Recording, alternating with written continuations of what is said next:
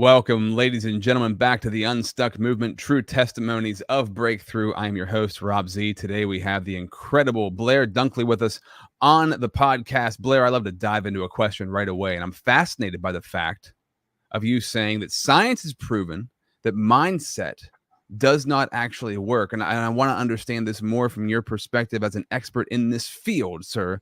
Why does mindset not work the way they say it does? Well, there is a bit of a backstory that goes with that, and I'll give you that. I was trained back in the 80s. I've been doing this for a very long time, as you might be able to tell by the white hair on my chin.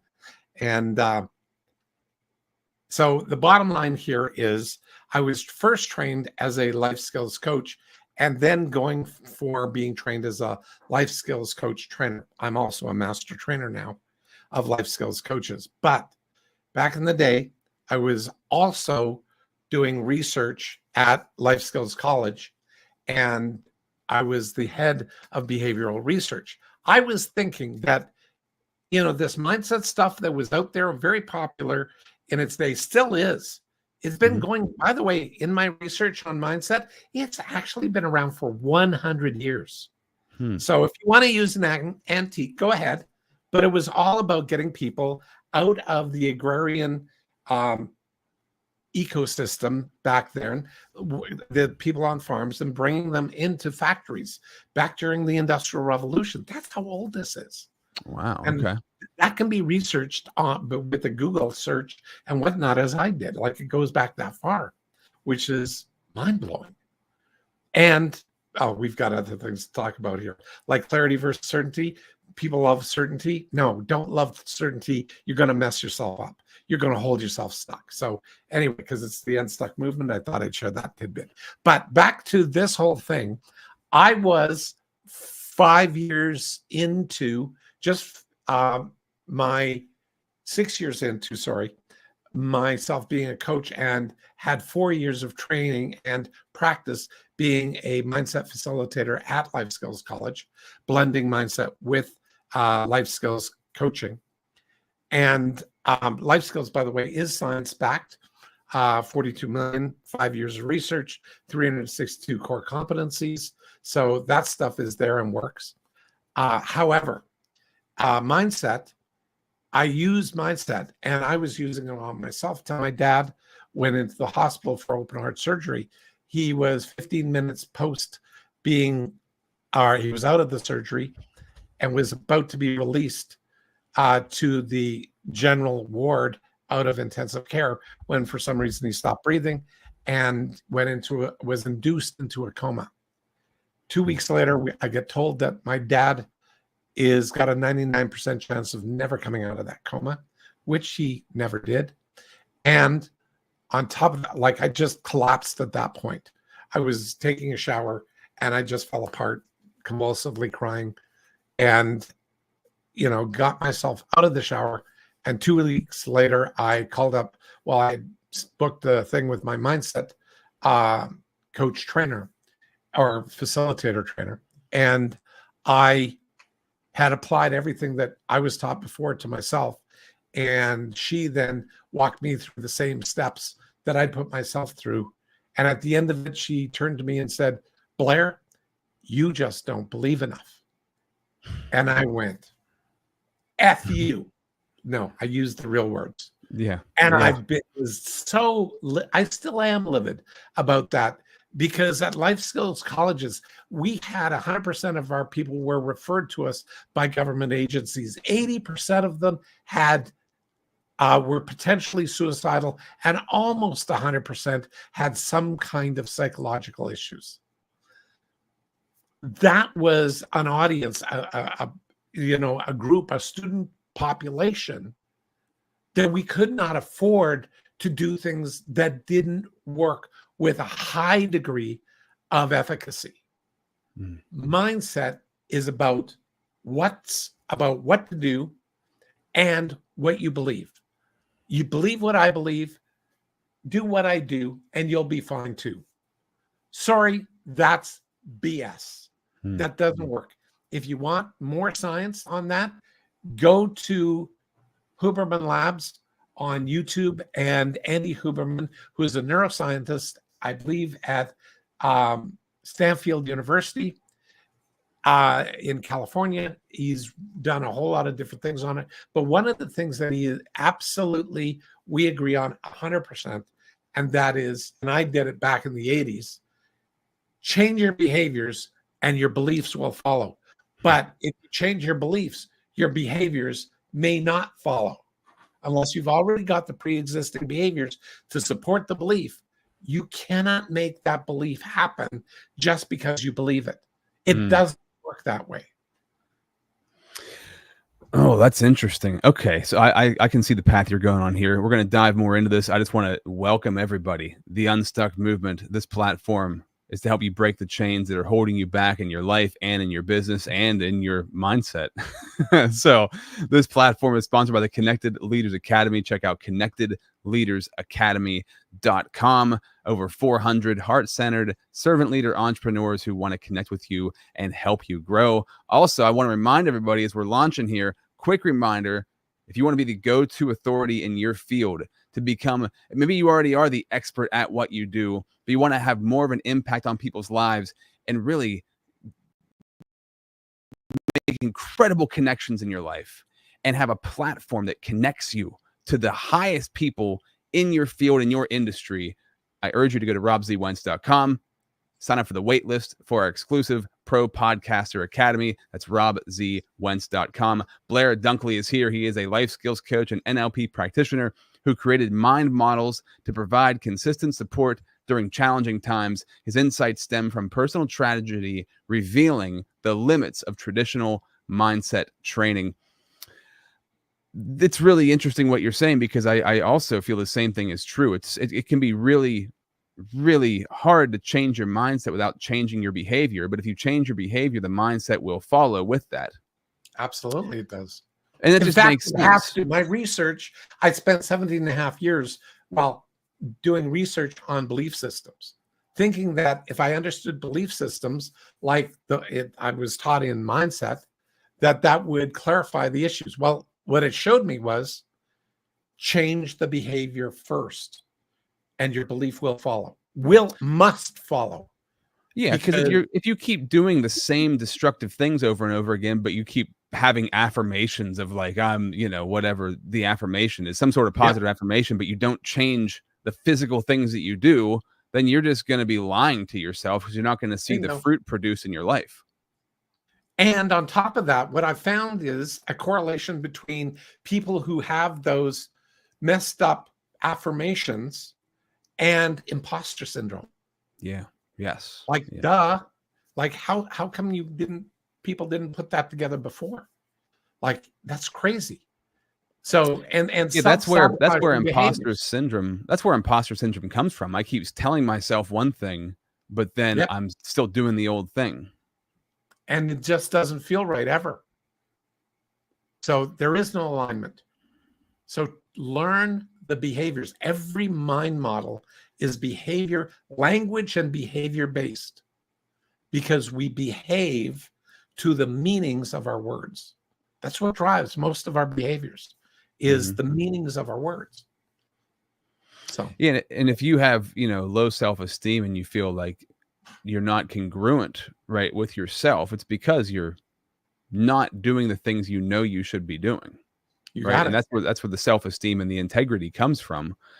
How did this end up being who you are? What was it about you and your life that led you to this place? Wow. Well, my dad's situation was a huge part, and it started right around then with my dad going into a coma, and I needed to find a pivot out of where I was, because my dad and I were, prior to going into getting the open heart surgery, I spent 2 weeks at home with him, and we did our thing. And in the first 40 minutes, we shared all the I love yous and I care about you and everything else. And after that, it was, stuff like, he was saying, Blair, I love you like a son, like I'm his only son. Okay. And I am his son. But he had a warped sense of humor like I do. Anyway, bottom line here is we realized he wanted to go sailing. And I thought, I'll volunteer being his first mate in the Caribbean. And so we thought about I could take 3 months off and go do that once he's out of open heart surgery and he's back. And so I was bringing, sailing vessels home that had training to become a captain, a skipper of that thing, plus automatic rigging and everything else. I had a 32-footer and a pamphlet on a 60-footer. We could hire a captain thing. Anyway, 4 days after diving into that and other sort of bucket list things, he said to me, seriously, Blair, again, he said, I love you like a son, but I'd rather take your mom on the Caribbean cruise. And I went, yay, touchdown. How come? Because I was vice president of life skills colleges. At that time, my mom was president. And I thought, great, she can retire. She can go literally sail off in the sunset with my dad. Mm-hmm. What a wonderful way to do that. I get to take over the business that the two of us built, and that's like perfect. However, my dad went into the coma.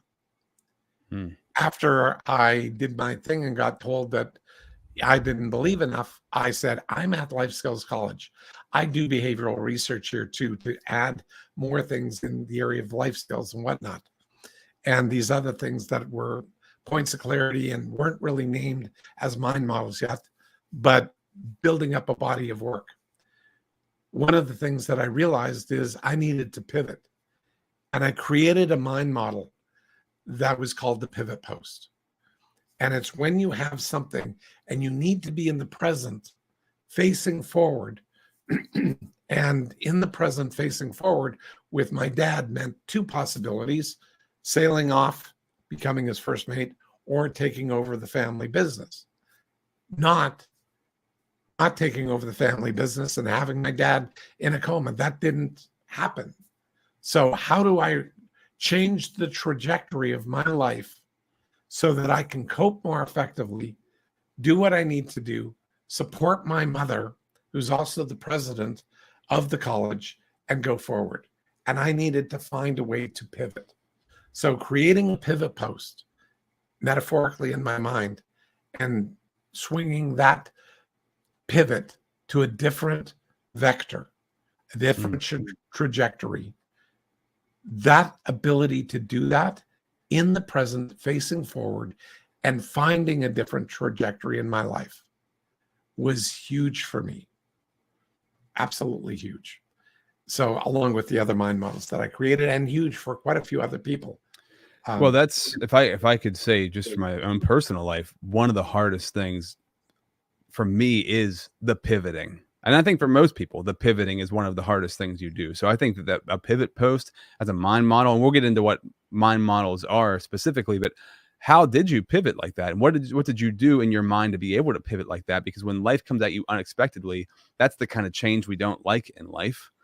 We don't adjust to it well. So what specifically did you do to make that pivot? Well, my research had already shown that you cannot change your past. You also cannot change your future. These are just automatics, but I didn't connect the dots consciously. I sort of felt that to be true, and then the future felt that to be true. And then all of a sudden, I realized if I don't get a good handle on myself right here, right now, in the present, and I could be in the present but facing backwards and stay stuck for almost ever, which I did for most of the month that before I started realizing this isn't going to help me. I got to pivot. I got to look forward and go forward. Yeah. And that's huge. So now I got to find out things that I would like to attempt and just make a list of 3 things, just 3 things to test. And once I do the first one, I test the first one, I add another thing that I'd like to test to the bottom of the list. So that gave me a never-ending list of possibilities and implied hope, because there was only 3 things, So it was never really overwhelming, but it was also never ending. And that gave me hope. I knew my language pattern was going to be essential in this. I needed to stay out of my whys, and I needed to get into what's and how's, because what's and how's, what's is predominantly present tense when you ask yourself, what might I do specifically now? Or what's something that now that I might specifically test? So I'm using another mind model called the 3 magic words, might, specifically, and now, because might, specifically, and now in that order becomes a thought funnel. And I've done this test thousands of times. If people just generally close their eyes and listen to my voice and say, okay, close your eyes and imagine when I ask you, so what might you do? How many ideas pop into your mind? 1 or 2 or 3? You're asking me what might I... Oh, you froze. Right. Many or a few? So what might... Might?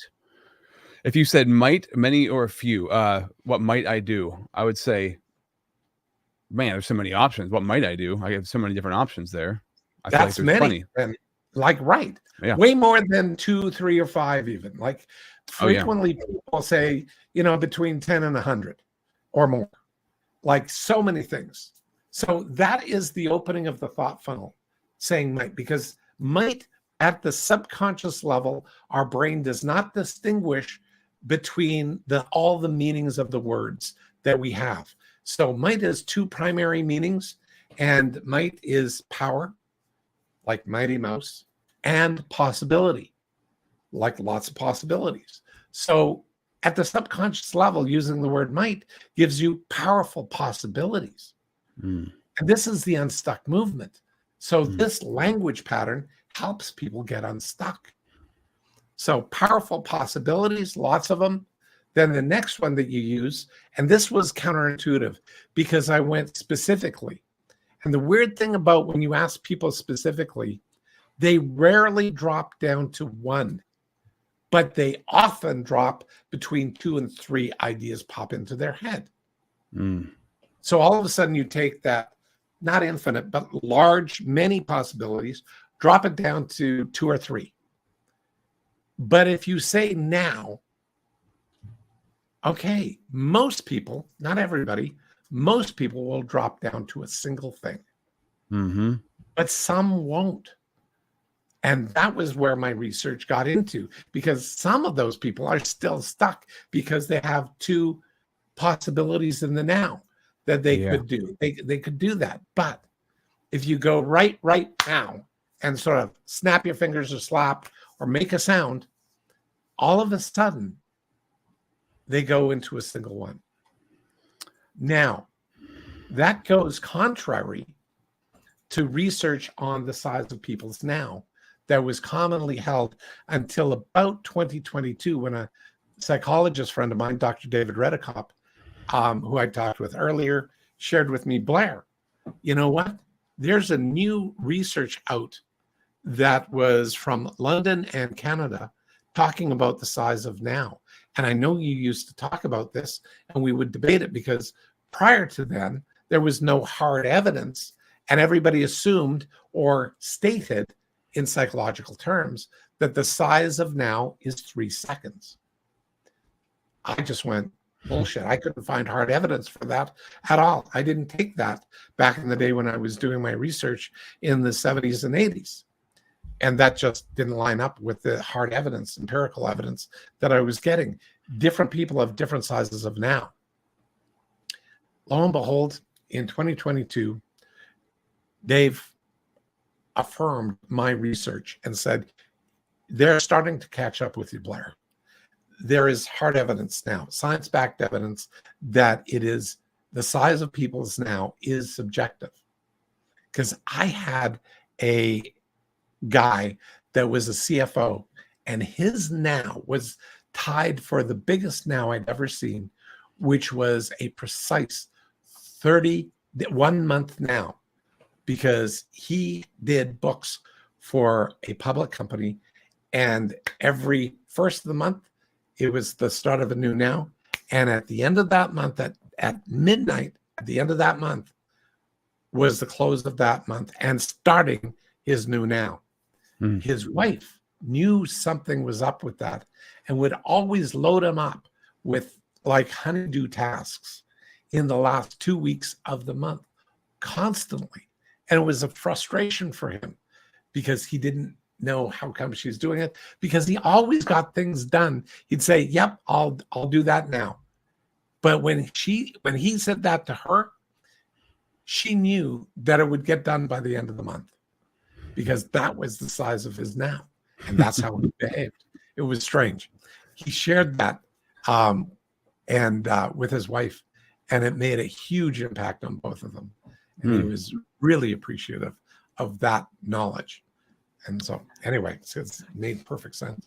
Really good information, Blair. I love this because I want to just go back to this and touch on it again, because you just gave me and everybody watching and listening so much value right there. Might specifically and now, that thought funnel is game changing. That mind model is huge. Might equals powerful possibilities, specifically brings you to 2 or 3 possibilities, and now should bring you to a singular choice.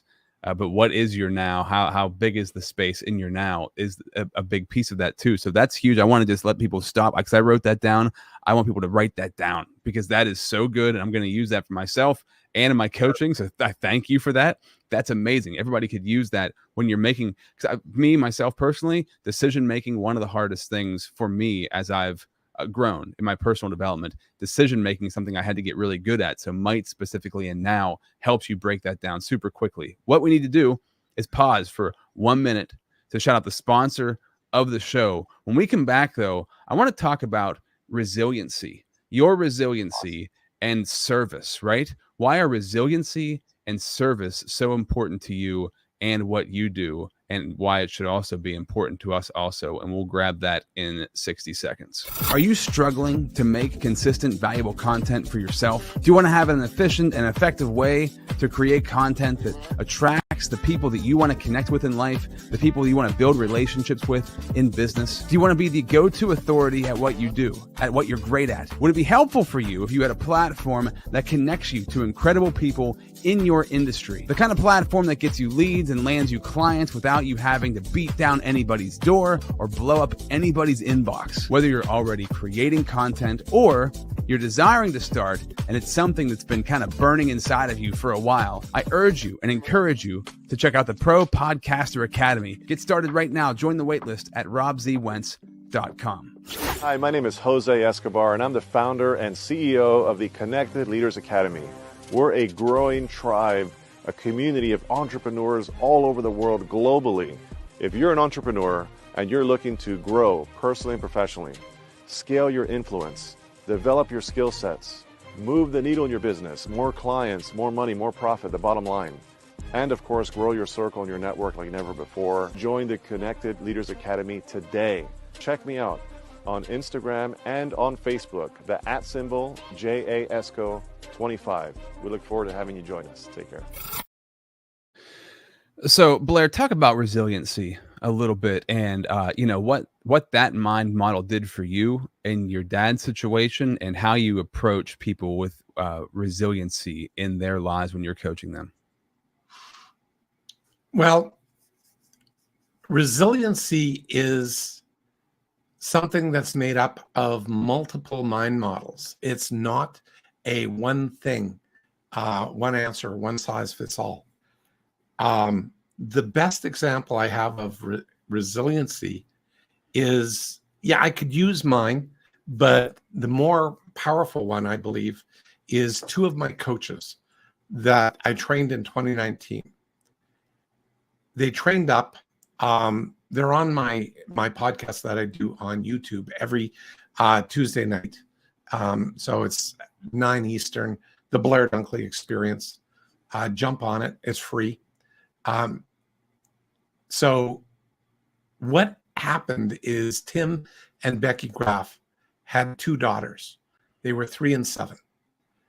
And Mother's Day 2020, the year after, they'd taken coach training, mind model method coach training, they wound up going to a box canyon, which was their girls' favorite spot to go hiking. So they went hiking up this box canyon, and unfortunately on Mother's Day, there was a flash flood, and Becky and her 2 daughters got washed away. Unfortunately, the book is, by the way, is called Swept Away. It's on Amazon. Bottom line here is they were swept away and the 2 girls lost their lives. And Becky just about did too. She was abraded on over 70% of her body. She was banged up, almost drowned. And she managed to survive by the skin of her teeth. Anyway, she and her husband, Tim, being trained, mind model method coaches, wound up applying the mind models, each in their own unique way, but understanding acceptance of each other, knowing that acceptance needed to happen, and then applying like the 3 E's. The 3 E's is the free gift that I'm giving your audience here. If you want to go and get it, the first of the 3 E's is effective versus ineffective. The second one is going to be the external versus internal. The third mind model is evaluation versus judgment. They applied that with clarity versus certainty, a whole bunch of others, a whole raft of mind models they put together, but each in their own pattern, and built their own unique stack of mind models to cope with what they were going through. Because mind models are coping and problem solving and success models. That's what they enable you to do. So if you're needing to cope, if you're needing to figure out how to problem solve and get yourself unstuck and moving forward, or if you need success in your life, like I have another one called the Success Formula, which is literally the language pattern that my billionaires, I've coached 4 billionaires, all 4 billionaires had, but they didn't know that they had it. And so pointing that out got them much greater clarity on where they were going.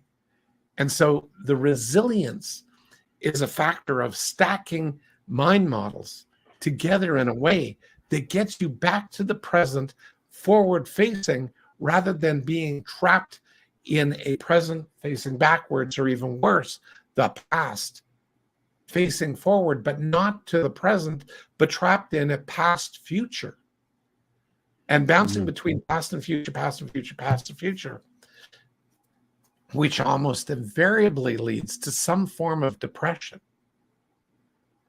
because you have no place to change, because change can only happen in the present. And as I shared with you about the pivot post was firmly planted in the present, forward facing, so I could change the vector. They applied the pivot post as well. In fact, in the Blair Dunkley experience, I brought Becky and Tim on to teach the 2-episode series on the pivot post itself. So that's a huge one by itself, doing that. So you can look that up. And if not, hit me up and I'll send you links to it.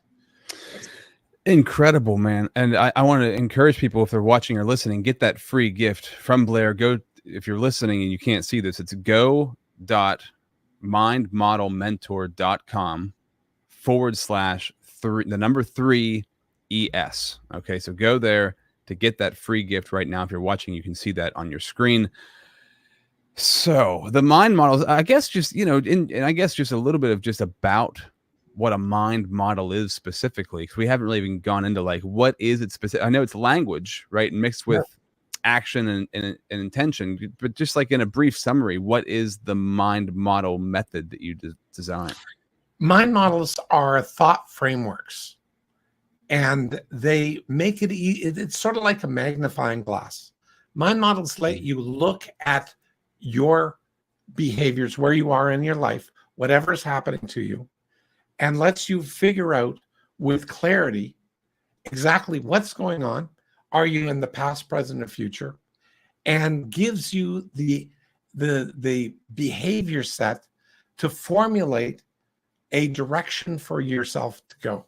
Now, I don't give directions. I don't tell you to do certain things, but I give you the thought framework that causes you to move forward. And especially if you're starting to learn the difference between what and why emotions.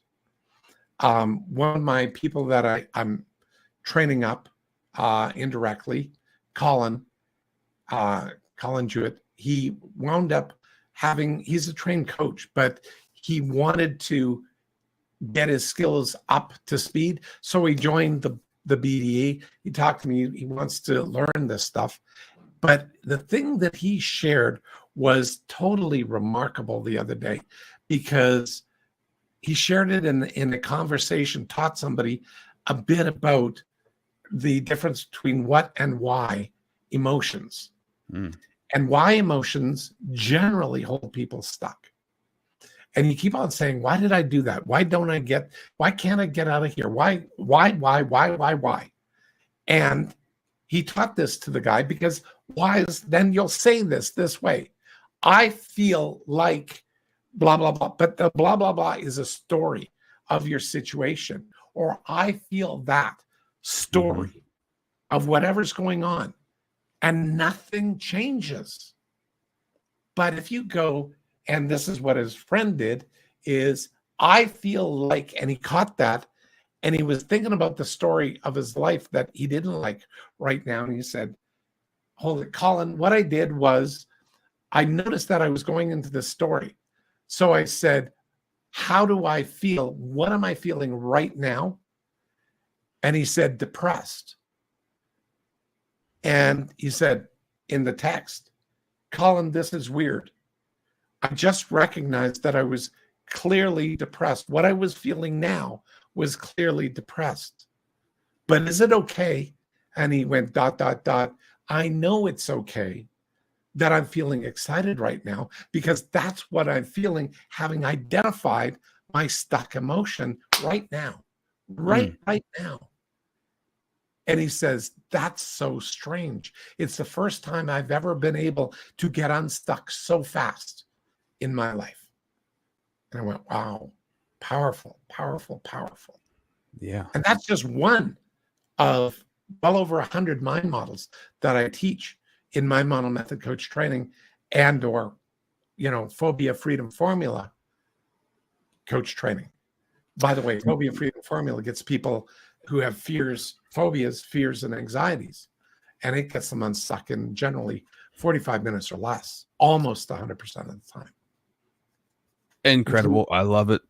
Absolutely love it. This is so good. Because it's so important to say the right things to ourselves. And there's a great book, I'm sure you've heard of it, QBQ, The Question Behind the Question.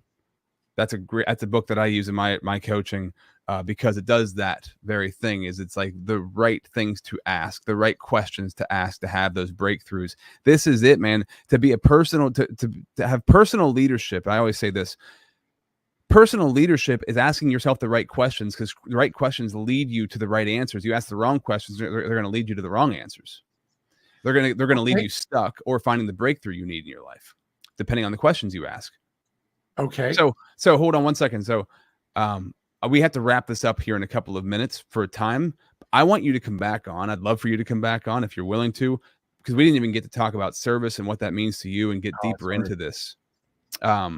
Absolutely. But I would also love to take you on, because I did research on questions, like 6.5 years on research just on questions. And I'm also a profiler. I listen to language patterns. It takes me 10 to 30 seconds to profile people. The way that you use right in your language pattern is probably going to be far more effective than, 70% of your audience. Okay, that means they could try using right questions and not get anywhere close to the results you get. Okay, and I'd love to come back and explain how that's possible, actually, how that literally happens all the time. And especially when people have been told that they got to find their why, That is messed up so many people's heads so badly for so many years. I'm on a personal mission to stop that messed up thinking, because that holds people stuck big time. Wow. So yeah, I'll come back.